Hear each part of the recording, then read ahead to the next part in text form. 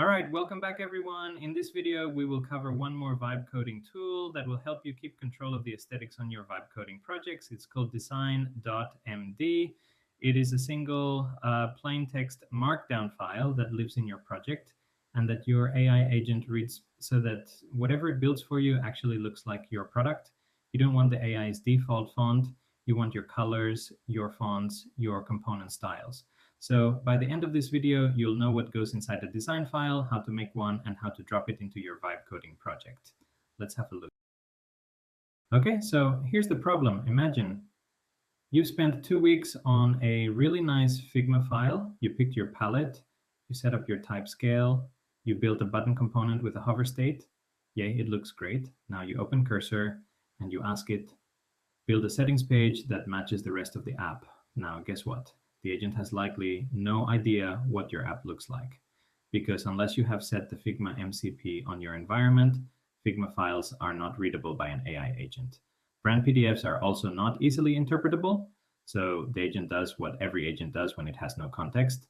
It invents something, generic blue, generic sans serif, random spacing, and it ships you a page that probably looks okay, but has nothing to do with your actual design system. So what happens when there's a design.md in your repo? Well, it's the same agent and the same prompt.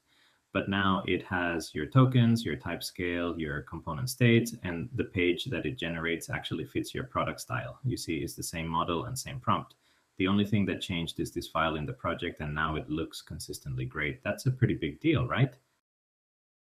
Okay, so what is design.md exactly? There are 3 things to know. First, it's really just a markdown file. That's it.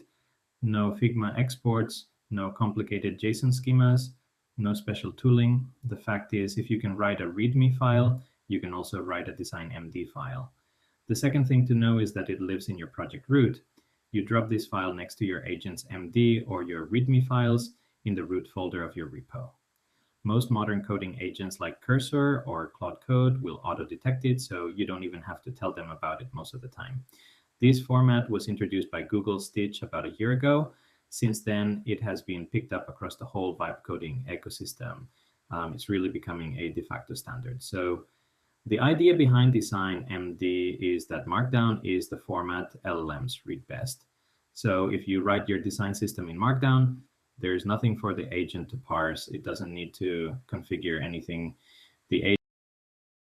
All right, so let's check the content of a design file. A well-written design.md follows a 9-section structure. Now, you don't have to use all 9, but most production-ready ones do.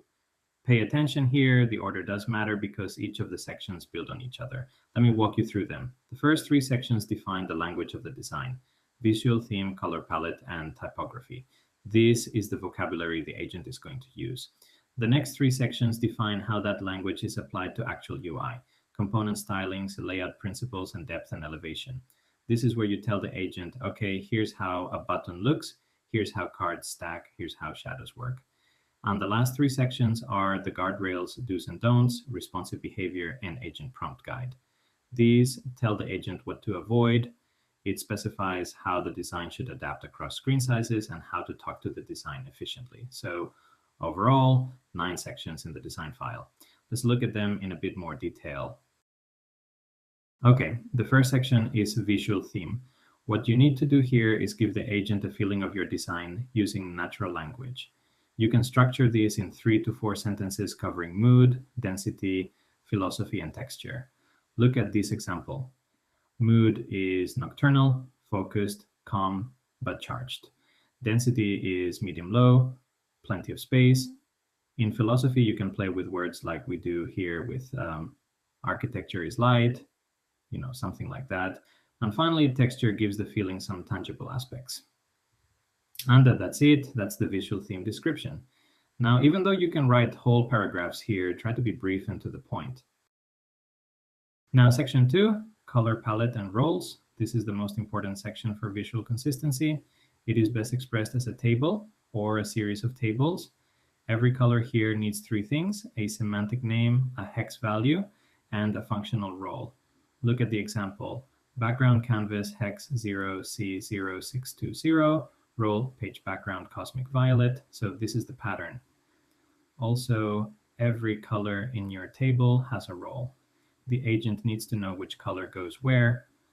Think that if you give it 5 hex values with no roles, the agent will try to guess, and most likely wrong. All right, next, let's look at typography.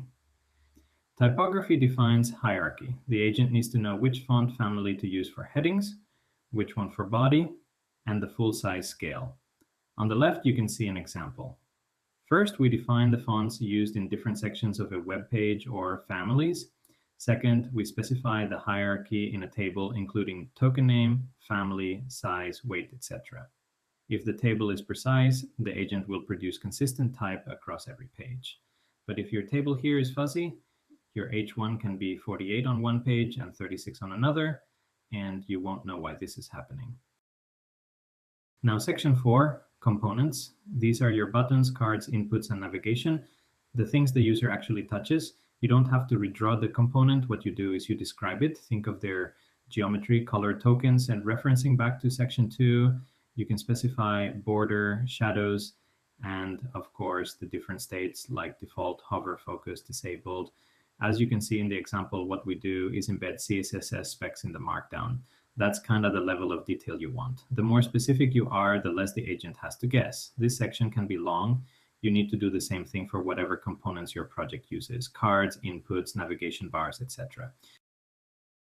Okay, the next section is layout principles. Layouts cover 3 things: the spacing scale, the grid system, and the whitespace philosophy. The most important one is the spacing scale. Have a look at this example in the slide. You pick a base unit, usually that's 4 pixels or 8 pixels on the OD thumb, and then every spacing in your design has to come from that scale. So in this case, 4, 8, 12, 16, 24, 32, and so on.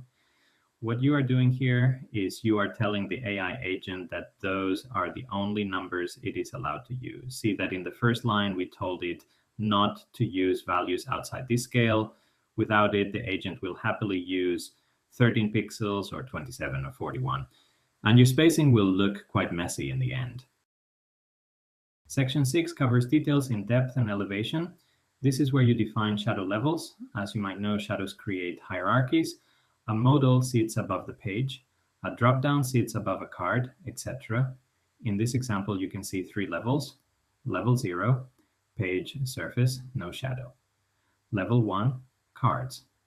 Level 2, drop-downs. Even if your design barely uses shadows, you should define the levels anyway. What this does is it prevents the agent from inventing aggressive drop shadows that just don't fit your aesthetic. Okay, next let's look at do's and don'ts. So here's the thing, anti-patterns are powerful. Telling the agent do not use gradients is way more reliable than hoping it figures out from context that your brand is flat. The do's are usually short instructions like use 1 CTA per screen or use cyan for punctuation, etc. But the don'ts are even more important. Here you say things like don't use gradients. No drop-off scale spacing, no emojis. I particularly like this one. I hate emojis. So don'ts are powerful because they catch the agent in the act of doing the wrong thing. Without don'ts, the agent could go off and invent a gradient because it thinks it makes the page look cool. Now let's move on to responsive behaviors. Your product behavior might change depending on screen size. Here we typically specify 3 things: breakpoints, touch target sizes, and collapsing strategies. You can see the example. Mobile under 640 pixels, tablet up to 1024, desktop above that. The collapsing strategy specifies, for example, what happens to your tables on mobile. In this case, they become stacked card lists. The content in this section tends to be pretty standardized, but there is always room for unique visuals if you want to spend time here. Finally, the last section. Section 9, the agent prompt guides. This might be the best section in DesignMD. Now here's the idea. You write a few short, ready-to-use prompts that wrap up all the design context for the agent, and you put them right inside design.md. Check out the examples: prompt 1 for building, prompt 2 for refactoring. In this section, you're giving others a way to use DesignMD without reading the whole file. They can copy and paste the prompts you put here to build a new element or redesign a feature. Don't forget to work on this section. It becomes pretty useful. Also, if you get a DesignMD file from somewhere else, this section would be the first one to read. All right. So far, we've talked about what goes in a DesignMD document. Now, let's talk about how to actually get one. Here are the good news. You do not have to write them from scratch. There are two practical paths. Path A is to generate the file with Google Stitch. Stitch is Google's design agent. You go to stitch.withgoogle.com. You sign in with your Google account. Then you describe your product in plain English. For example, a meditation app for university students, calm, low density, soft palette, and Stitch generates a UI proposal. You can iterate using the chat interface until you're happy. Then you just download the final DesignMD file. This path is best if you're starting a new project and you don't have a strong existing visual identity yet. Path B is to borrow a design from the web. For example, Awesome Design MD. This is a community repo on GitHub. It hosts ready-made design files based on popular brands. So if you want something that looks like Claude, Notion, Figma, or Apple, that's the way to go. There is about 30 designs in there to choose from. You can browse the list, check the preview, pick the one that you like, copy or download the file and drop it in your project root. This path is best if you want a known good aesthetic as a starting point. All right, so now you know what DesignMD is, what's in it, and how to get one. Now let's talk a bit about how DesignMD fits into the vibe coding workflow. This is what I recommend you. Spend time during the brainstorming phase to think about your design vibe. Once you pick the style and remember that you can create them yourself with Stitch or borrow one from the web, then you save the file with the exact name design.md in your project root folder. Remember to use capital letters for the file name. Next, you use it in your actual vibe coding. You can anchor it with your AI. For example, in your first message to Cursor or Claude Code, you say something like, use DesignMD as the single source of truth for visual style. That one sentence makes it clear to the agent that this file is in charge. Finally, as you build, you will check the output. If something looks off, the fix usually goes into DesignMD, not into the generated page, so remember to update the design file. Then you can ask the agent to refactor the page. That's the loop to internalize. You always edit the source, not the output. DesignMD is your project's source of truth, the generated pages. And with that, we've reached the end of the video. I am dropping here a cheat sheet. You can screenshot these for quick reference. You have the 9 sections that DesignMD needs to have, where you should put it, how to make sure your AI agent uses it, and how to get a design file from Stitch or the web. Give this a try and see how it changes your vibe coding design approaches. Thank you all. Have a great day.